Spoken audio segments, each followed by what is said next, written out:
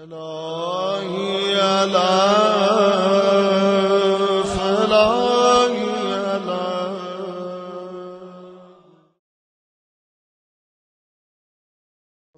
was-salamu at-tahiyyatul ikram ala jami'il anbiya'i wal mursalin wash-shuhada'i was-salihin was-siddiqin wa ala khayri khalqihi al-bashir al-nadhir as-siraj al-munir abil qasim Muhammad Allahumma salli ala Muhammad wa ala Muhammad wa ala ali baytihi at-tayyibin at-tahirin wa la'an da'im ala a'da'ihim ajma'in.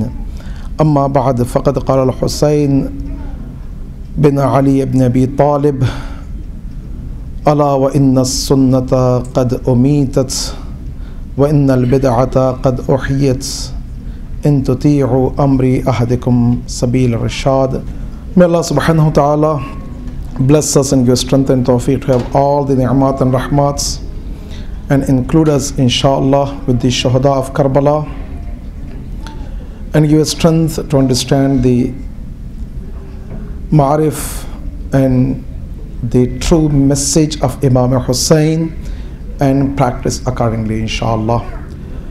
So last night we talked and discussed about the taqwa, and tonight I would like to talk about one more messages of Imam Hussein alayhi salam. Before I begin that, this is a good question can occurs in our minds, that what happened among the people, those who invited Imam Hussein alayhi salam, thousands.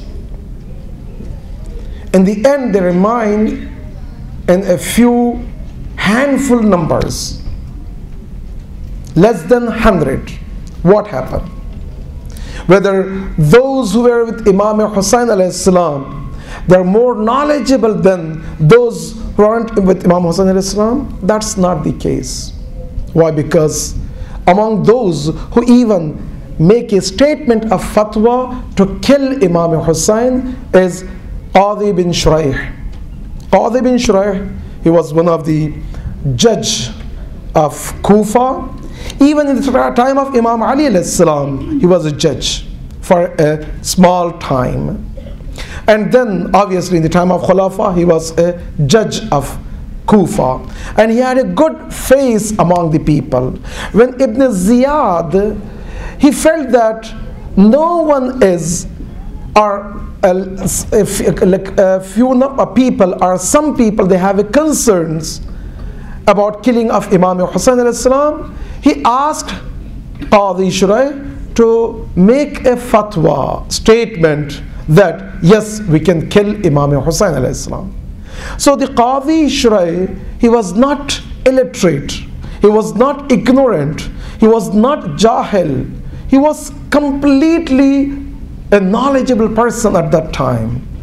In order to reach to a position of judge, you need to have a basic foundation of Islam and good knowledge.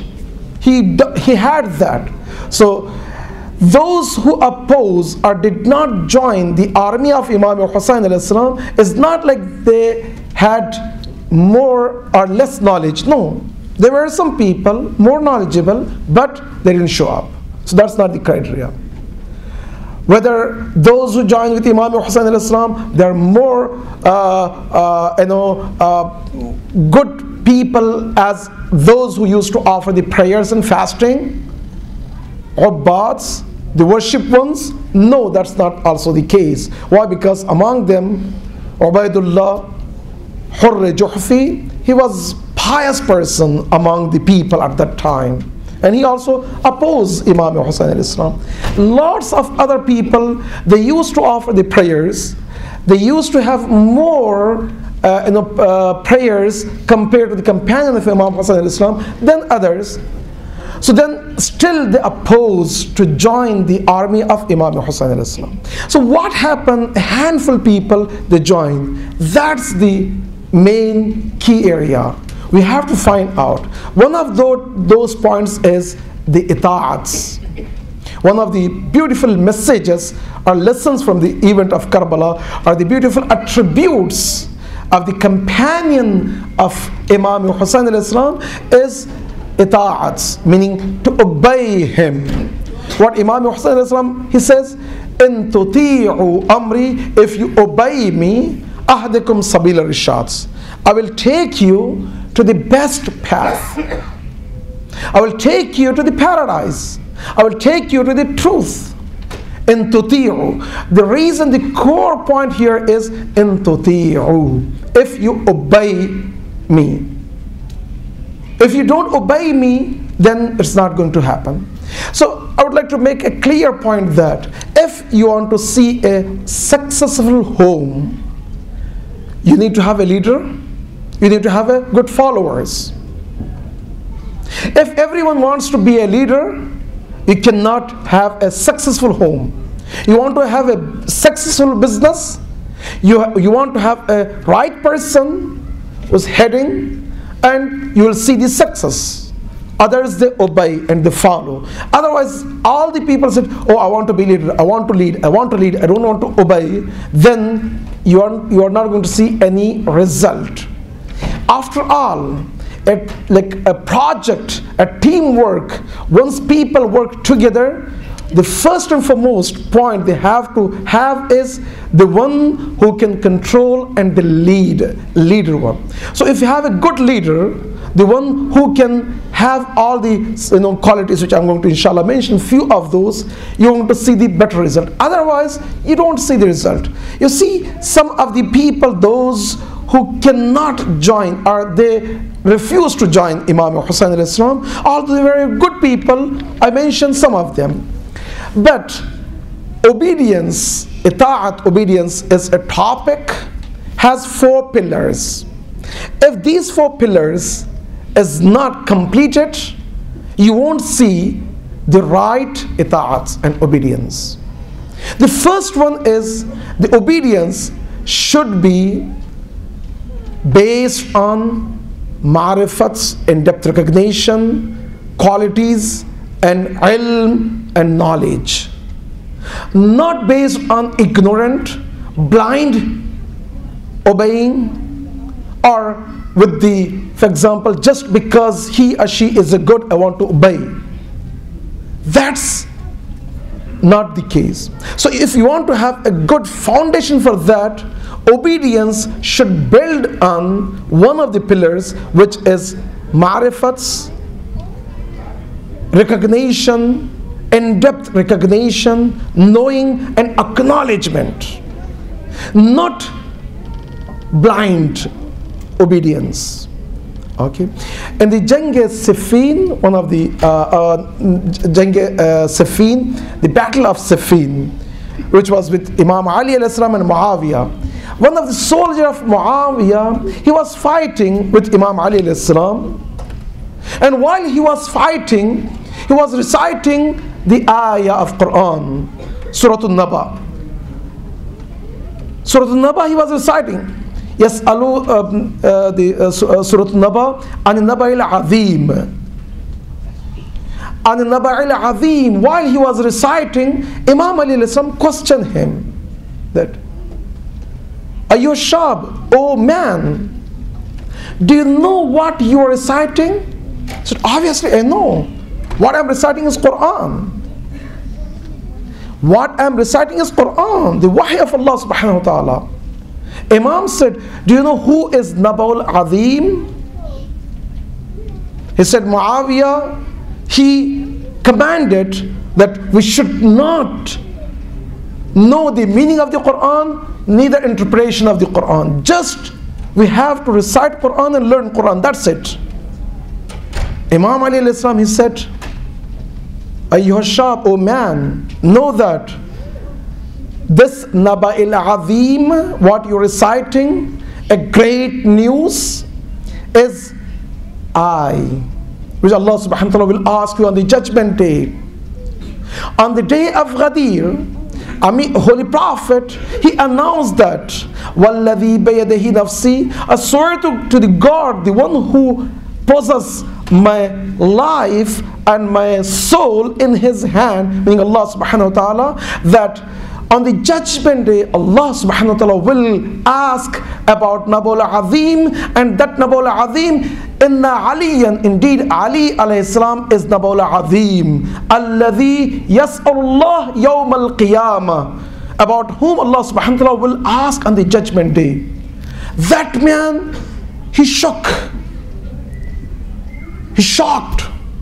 with the words of Imam Ali alayhi salam. He paused for a few seconds and he said, that's it. I don't want to obey Muawiyah. I'm with you, O Ali. He came with Imam Ali alayhi salam. You see, one of the pillars for obedience is obedience should be based on knowledge, marifats, knowing, not ignorant. The second point here is obedience should be based on fi sabilillah, for sake of Allah subhanahu wa ta'ala, not for our own benefit. For example, if you have a home, if you're looking for your own benefit, each family member, they're looking for their own benefits, you will see the disaster of that home. If you have a partnership in business, each one, if they are thinking about their own benefits, they want to deceive others in order to have more share, more portion out of that, the damage will be for both, not only for the person. Why? Because you are damaging that. Okay. So what the second pillar of the obedience is, we have to obey based on the collective benefits. Maybe my own benefits is going to meet with, for example, if I speak this way or I speak that way, if I say this or that, but not the collective benefits.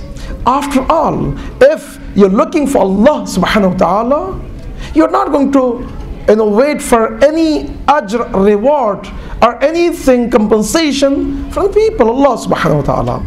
So that's, and the companion of Imam Hussain alayhi salam, all together, if you look up to them, from Zuhair to Habib, from Ali Asghar to Abul Fadl Abbas, or Imam Hussain, he himself, all of them, their obedience is towards Allah subhanahu wa ta'ala. Inni wajjahtu wajhiya lilladhi fatara as-samawati wal ard. Or even when Hazrat Ibrahim, he wants to slaughter his son Ismail, all what he was thinking is about obedience to Allah subhanahu wa ta'ala. Although it was painful for him, his wife, and he's going to lose his very son and all that, but his goal and mission was Allah subhanahu wa ta'ala, and he wants to do to Allah subhanahu wa ta'ala. So therefore the obedience should be khalis, pure, mahz. If you have a khalis obedience, you will see the better result. Otherwise, if you put some conditions, I want to obey with this condition, that condition, that condition, you're going to be there as long as those conditions will meet. And same thing happened when people, they came from Kufa, when Imam Hussain asking about the people of Kufa, what they were saying is, "O Hussain, qulubuhum ma'ak," the heart is with you. They want to, see the truth. But suyufuhum alayk, the sword, they are against you as a battle. They will fight with you, but the heart is with you. So all of us will love the good things. But why we engage in bad things, evil things, is because of the small benefits, whether the worldly benefit or worldly pleasure, or we think that this is very good for me or whatever. Sometimes because of our own sake, sometimes because of own families, sometimes because of see all the battles and all the clashes around the world. If you go and see that, search about that, is based on the individual benefits. The benefit which can serve a specific group, not all the people. That's the key point. And here the second pillar is, if we want to build any foundation of the obedience in the way of Imam Zaman al-Islam, if today Imam Zaman al-Islam, he comes and he calls, and his call is arrived to us, Hal min nasirin yansuruni, should we ready to obey Imam Hussain al-Islam without any conditions? Or we are thinking, what about my family? What about myself? What about my, for example, this? I have this career. Whatever, if we are thinking about that, it means we are going to be behind. Trimma, one of the companions of Imam Hussain al-Islam and Imam Hassan, he came to Imam Hussain. Imam Hussain said, Trimma, you have to join us. He said, I have to take care of some, for example, about my family and something. I will come. Sarja, I will come. And that not happened. When he came, yes, he joined with the appraising of Mukhtar al-Saqafi and Malik Yashtar, but it was too late. The key point here is, once you want to have an obedience of your Imam, ita'at of your Imam, ita'at of your Imam shouldn't be based on our own benefits. That should be the benefit of, that can serve everyone, Allah subhanahu wa ta'ala. That's called Hanifan Muslima. I want to obey purely, pure and pure to Allah subhanahu wa ta'ala. If we have that, we're going to be, inshallah, in the best position. Then the third thing, third pillar is, lots of time we obey, and this obedience is not out of our own will, because of some pressure. This pressure could be anything. You can name it. So if you obey because of the pressure, that obedience will not going to be long last. You will see Imam Hussain al-Islam on the night of Ashura, once he turned off the candles, he said, Ya Ashabi, O my companion, I want to announce this, that you are free. You don't have to be with me. On the judgment day, I'm going to give you the shafa'ats. It means you're not going to have any problem if you run away from now at this time. You are free. Shaykh Mutahari, he said that, although some of the historians say that one or two people they left, but Shaykh Mutahari said that no one left. So everyone, instead of that, what people they sit? They stood up. Jaun, Zuhair, Habib, they were giving speeches. Oh Hussein, not one time, not 10 times, 1,000 times, hundreds of thousands of times. If they cut us, they kill us, they make us in pieces, still if God gave us life, we want to be with you, O Hussein. That's the level of the obedience to Imam. If we are ready to have such obedience before Imam, we are okay. Otherwise, if I'm thinking about my own benefits, if I'm thinking about my own things, I'm not going to be. By the way, this has been repeated in the time of other Imams also. Like 7th Imam, 8th Imam. You see some of the good, the appointees of our 7th Imam, they refused to accept the imamat of our 8th Imam. Why? Because they said, if we accept the imamat of 8th Imam, then we have to give it to him everything, whatever we have, position, this and that. Maybe our 8th Imam is not going to put us in same condition. Those whom with Imam, 7th Imam, Imam Musa al-Kazim, they refused to be. Not all of them, but a few of them. So this shows that once we think about our own benefits, that can lead us to a disaster, not to a Rahman, to Shaitan, not to Allah subhanahu wa ta'ala. That's why we have to be very careful. That's a key point. That's why our ulama, they mention from ahadith and riwayat that if anyone thinks about having a collective benefits, that's the right person. Otherwise, if you become a selfish, that selfishness can maybe give a benefit for a small time, not longer time. Then the third pillar is this ita'at, the fourth pillar, the ita'at should be with ishq, with compassion, with love, not with, I don't like it, I don't feel it, these type of things. The first pillar is the obedience should be based on knowledge, marifats, qualities. Second one, this should not be based on manafi shakhsi or self benefits for Allah subhanahu wa ta'ala. Third, shouldn't be by force, should be by my own will. The fourth one is not only own will, I should have a compassion towards that, love towards that. I should love that in order to do that. The ishq, the love should be there. Without love and without ishq, you won't see the better result. Allama Amini in Al-Ghadir, in his book Muqaddama, in the prelude of the Ghadir, he mentioned about one of the shu'ara or poets, and he was a great poet, and he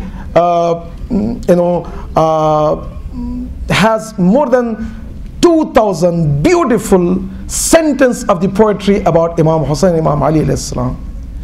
About his background, Allama Amini, he mentioned that he was from Yemen, and in Yemen there was a tribe, those called as a Nasibi. Nasibi meaning those who used to curse Imam Ali and Ahlul Bayt and Imam Hussain. Their goal was to curse Ahlul Bayt, Nasibi. Bar Muhammad wa ali Muhammad salawat.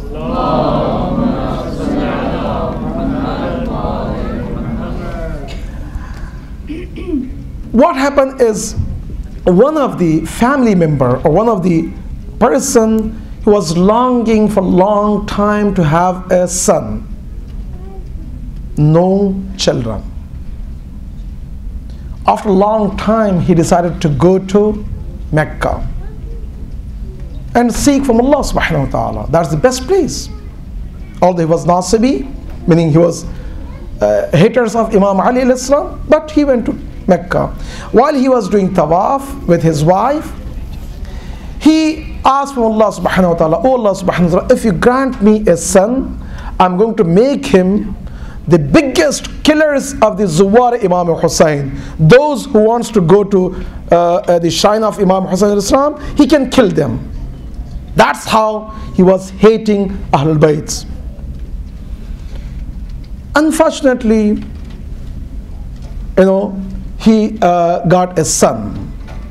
For him, it was certain that, complete certainty that God gave me this son because of my dua, and I have to raise him for that purpose, that cause, which is to kill those who wants to go to the ziyarats or ziyarat of shrine of Imam Hussain alayhi salam.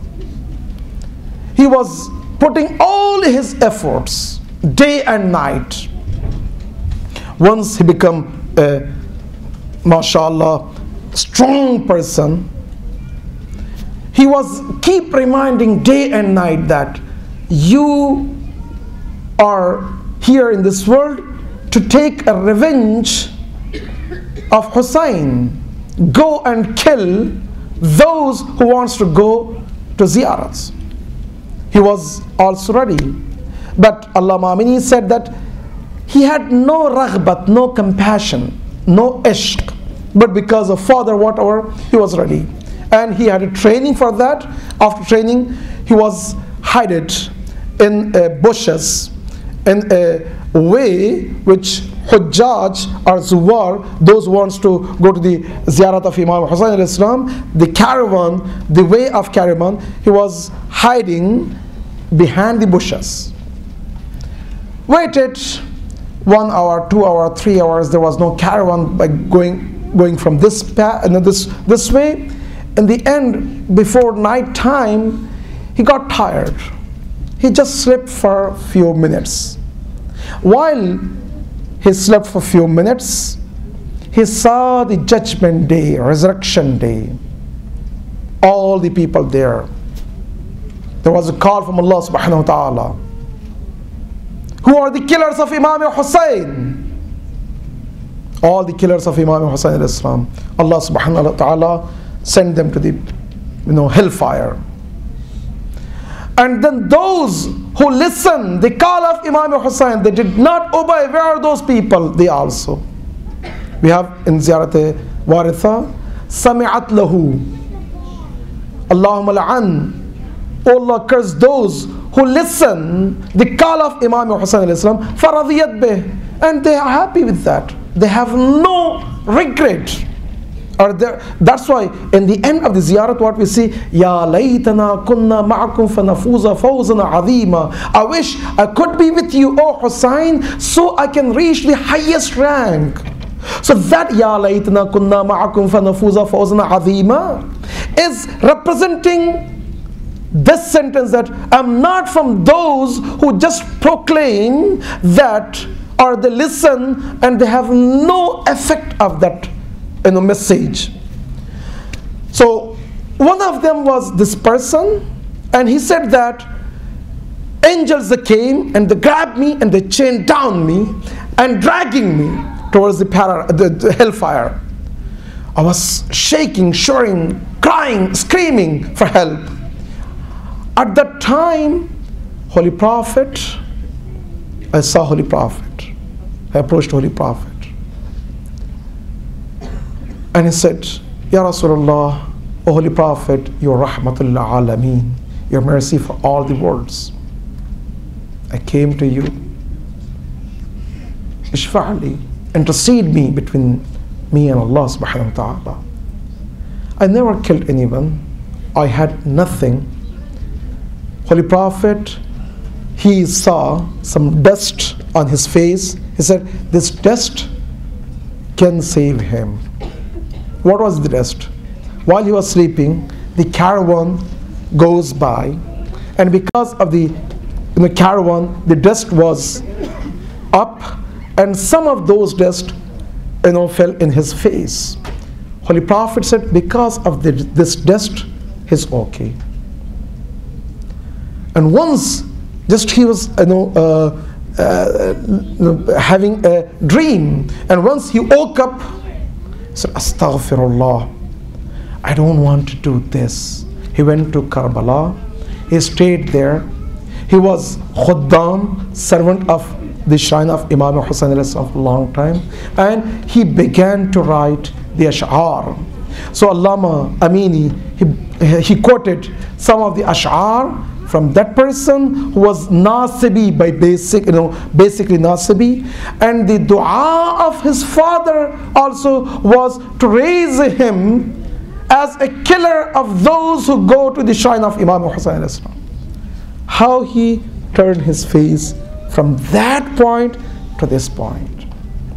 The whole point here is, if Allah subhanahu wa ta'ala wants to save us, if we have a compassion, love, ishq towards Imam Hussain alayhi salam, that ishq should lead to the amal, action. Once we take action, that action is going to take us to the paradise. Once we enter to the paradise, we don't have all the ni'mat and rahmat. Otherwise, just claiming, saying, yes, I am, that's not going to do anything for us, neither for our future generation. So that's why we have a beautiful history of Karbala as a complete role model. The role model when we are talking about is a complete role model for the children, for the women, for the youth, for the adult, for the parents, for mothers, for sisters, for all the people, those who are looking for a best role model. With ishq, with khulus, Karbala is the best. And once you see the Karbala, you're ready to sacrifice in the way of Imam Hussain alayhi salam. Sometimes I imagine that why we have to beg day and night for example, masajid, for to establish all this. Because we're not there, not ready. Otherwise, if I'm ready, no one should talk to me anything. I should feel that it's my duty and responsibility. Why we fight each other? Why we have all that? It's because we are not up there. I love the point of our beloved speaker. From the day first he made that our growth should be like that, not towards the qahqara, downhill. We should not see the growth towards the downhill. That's why when we see the moon of the month of Muharram, on the day of Ashura, we should be a different person completely. Not the same person. Otherwise, if we are same person, there is no growth. Declining.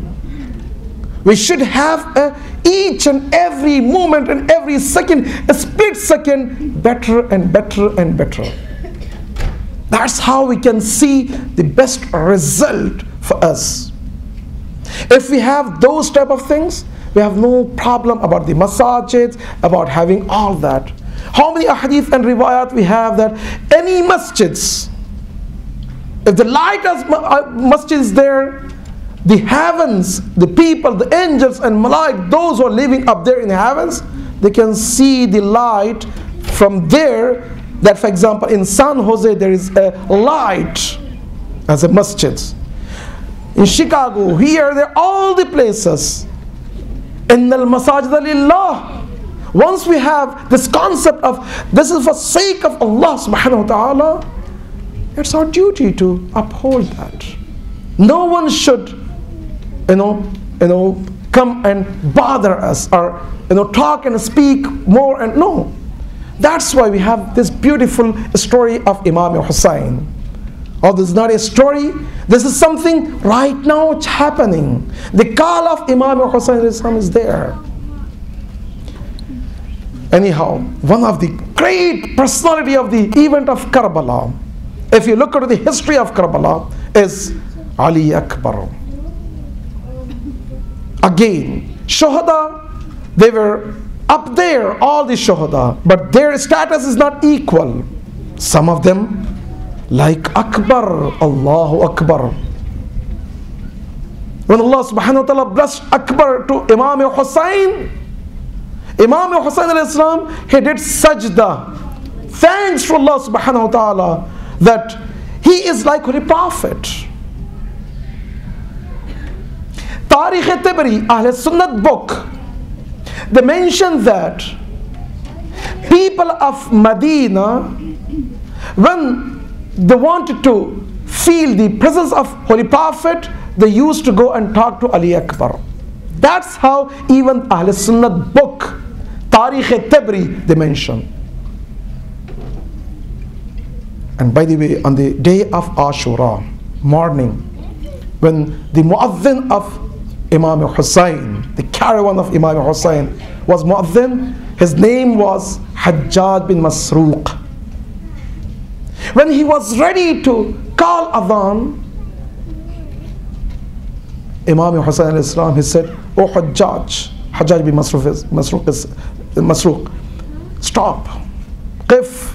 And instead of you, who's going to call adhan? Ali Akbar. Why? Shahid Mutahari said that because Imam Hussain, he wants to give the message to the enemies. Those among them, some of them are the companion of Holy Prophet. Once they listen the adhan of Ali Akbar, maybe their heart will open. They can see the truth. Why? Because by having adhan said by Ali Akbar, they can relate to Holy Prophet and they can listen the voice of Holy Prophet.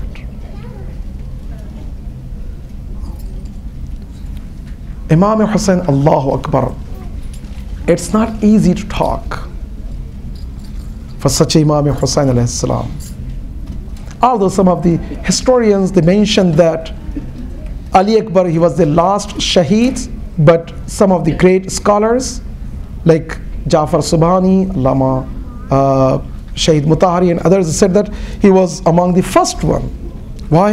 Imam Hussain alayhi salam, he wanted to send him to show the world that although I love him dearly, he's so dear to me, but yet I'm ready to send him.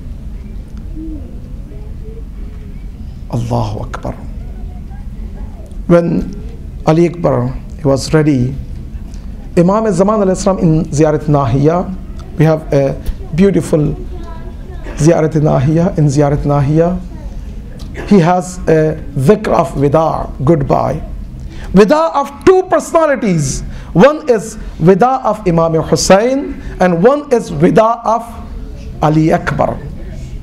Imam Zaman alayhi salam in Ziyarat Nahiya, he said that, peace be upon you, O Ali Akbar, and your Vida. You were saying goodbye from the tent of the Imam Hussain alayhi salam. What happened is, when Ali Akbar, he was ready, he came to the tent of Imam Hussain alayhi salam. Imam said, go and say a Vida and goodbye to your aunt, mother, your sisters. Sheikh Abbas Qumi in Muntahil A'mal, he quoted that while he was saying goodbye, his sister, she was grabbing him and not letting him to go. Why? She was worried that those who went from morning till now, they never returned back. The body came and she doesn't want to see if that happens. Sheikh Abbas Qumi said that when she was grabbing and not letting Ali Akbar go, Ali Akbar, he said, Ya ukhti, oh my sister, you want me to be alive and our father Imam Hussain, he go and become shaheeds? By listening this sentence, she said, oh my brother, goodbye. He had a vida. He came to his father. Imam Hussain alayhi salam was staring to Ali Akbar. He said, Allahumma, O Allah, kun shahidan bayni wa bayna ha'ula'i qad baraza ilayhim غلام أشبه الناس خلقا وخلقا وسيرة برسولك. Oh Allah, you know, you be witness between me and these people. I'm sending a man, a person who is so close to Holy Prophet, as his appearance, as his voice, as his actions. He was so close to Holy Prophet. And once Imam Hussain alayhi salam, he said goodbye to Ali Akbar.